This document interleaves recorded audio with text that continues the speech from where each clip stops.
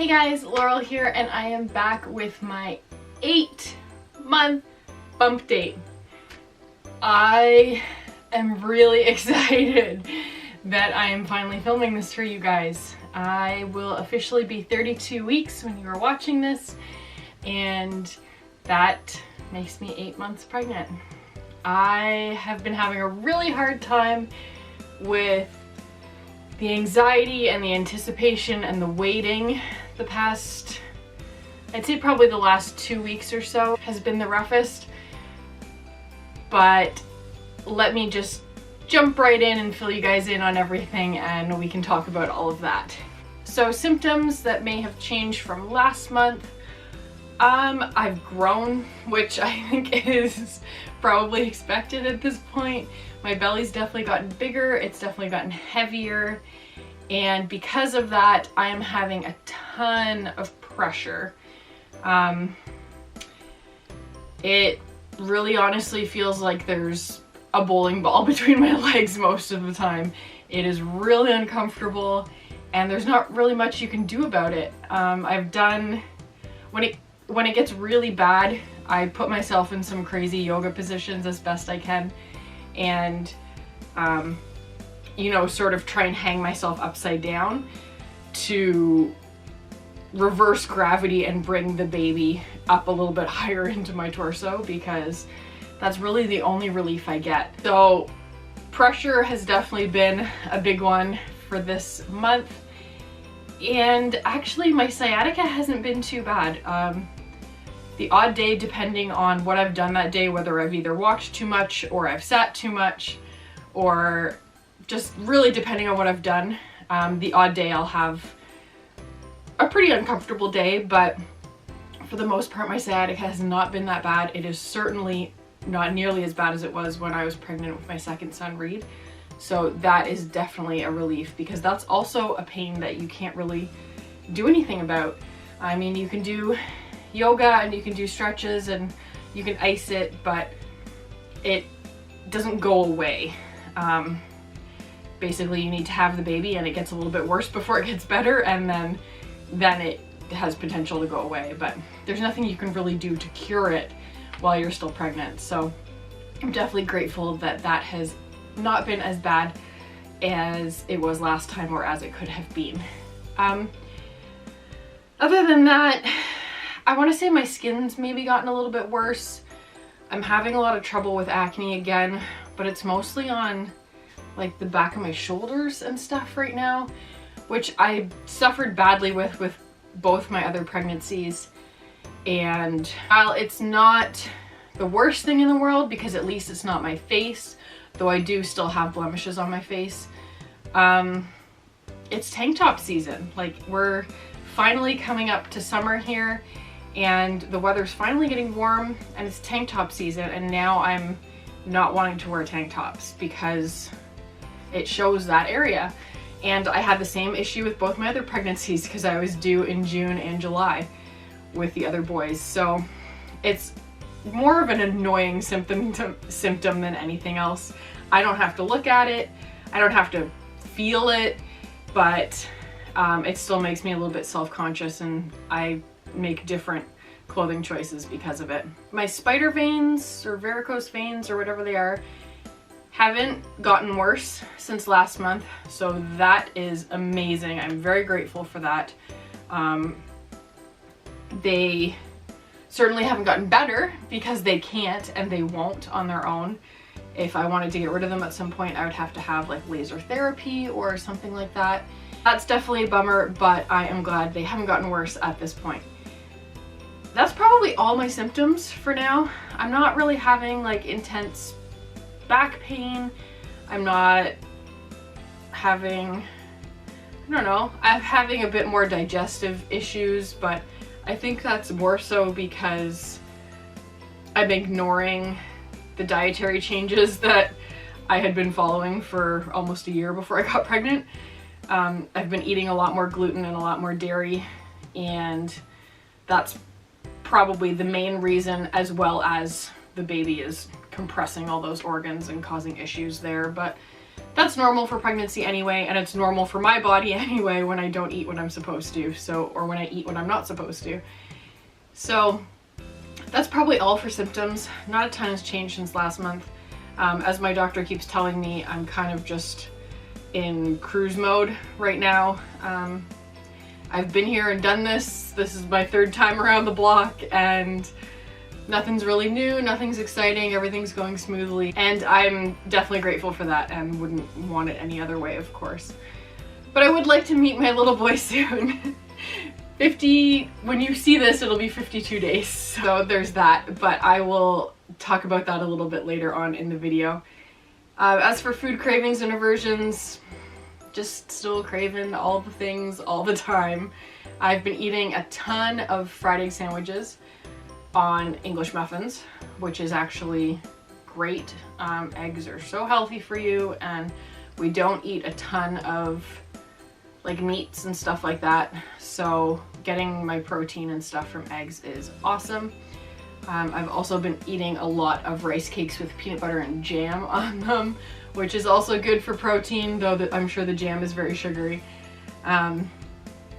But yeah, those have been the 2 main things that I've been eating. So as for other news and updates and all of that sort of stuff, since I updated you last, I saw my OB finally. I've been seeing my family doctor for my entire pregnancy thus far, and I will be continuing to see him, because something that apparently none of us were aware of was that my OB, because he's in a semi-retired state, he's moving into retirement, he doesn't actually follow pregnancies anymore, and he runs the women's clinic in our hospital, and then he does C-sections, and that's all he does. He doesn't actually follow patients through their pregnancies.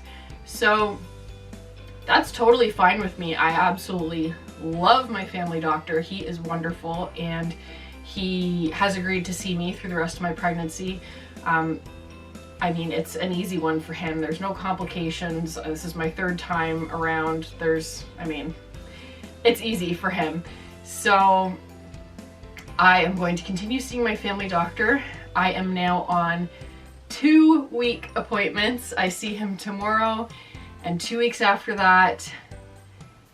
And then I think I'll be at 1-week appointments, or maybe there'll be one more 2-week gap. But that's pretty exciting. That means we're getting close. So I saw my OB, which was not a prenatal appointment, as I found out.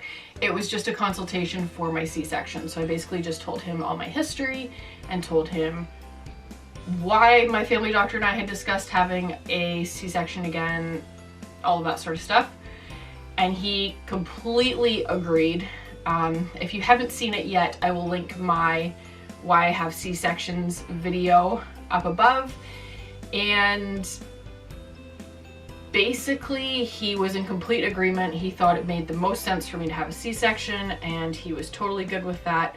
And he was also good with doing the bilateral, I always forget the word, salpingectomy? Slappingectomy? Sapinectomy? I can't remember. I'll leave it down here at the bottom of the screen so you can see it. I never remember the word, but basically the removal of both my fallopian tubes, which I can't remember if I talked about this in my previous bump date or not, which basically instead of getting your tubes tied, a lot of doctors are now opting to do tubal removals, as long as you are sure that you want to be sterilized, because getting your tubes tied can in some instances be reversed, but having your tubes removed obviously cannot be reversed. So if you were to have your tubes removed, then if you ever decided to have more babies in the future, it would have to be via IVF. So we know we are done. I know we've said that before for any of my family and friends that may be watching, but we know we are done. Our house is at the absolute limits for the amount of people it can hold. Our finances are at the limits for the amount of people that we can feed and clothe and care for, and our energy and patience is at the limits for the amount of children and lack of sleep through the newborn phase and all of those things. So we are absolutely 100% done, and I will be having the tubal removal. And the reason to choose the removal over the tubal ligation, getting them tied, is because it can actually prevent certain cancers. The doctors are now finding that a lot of ovarian cancers are actually starting in the ends of the fallopian tubes and not actually in the ovaries. So removing the tubes then eliminates a lot of that risk. And it's also said to be a little bit more helpful in terms of things like endometriosis and those sorts of things. And I do have endometriosis, so fingers crossed that I will see some awesome results from it, as well as not having to take birth control anymore, which would be wonderful. Yeah, I think it's going to be a great option for us. He's already going to be in there doing my surgery. It only adds like 5 minutes, he said, onto the procedure, and it doesn't add any extra healing or discomfort or anything like that. So he is on board with the C-section and the tubal removal, which is amazing. And he is absolutely wonderful. I just love him. I was so grateful to be able to receive him for my OB and for him to be doing my surgery. So I have a surgery date. It is August 14th.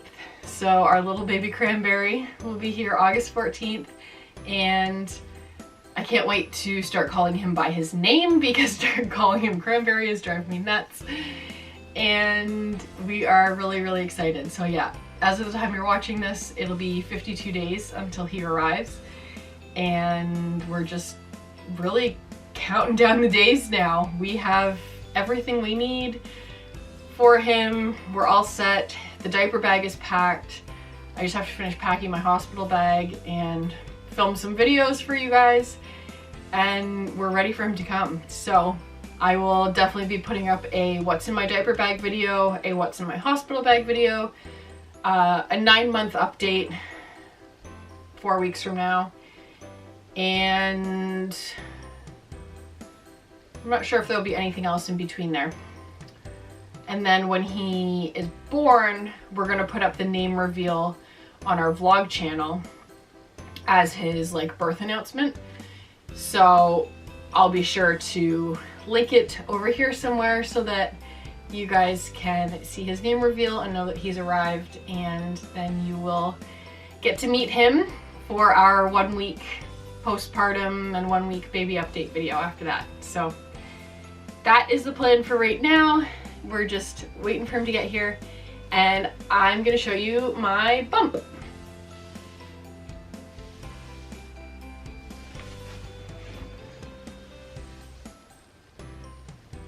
It's definitely getting bigger, that is for sure.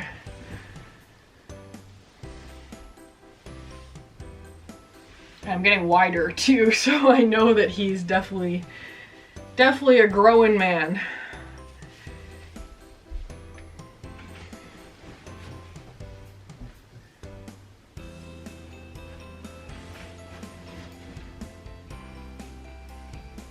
Thank you so much guys for watching, and I will see you in my next video.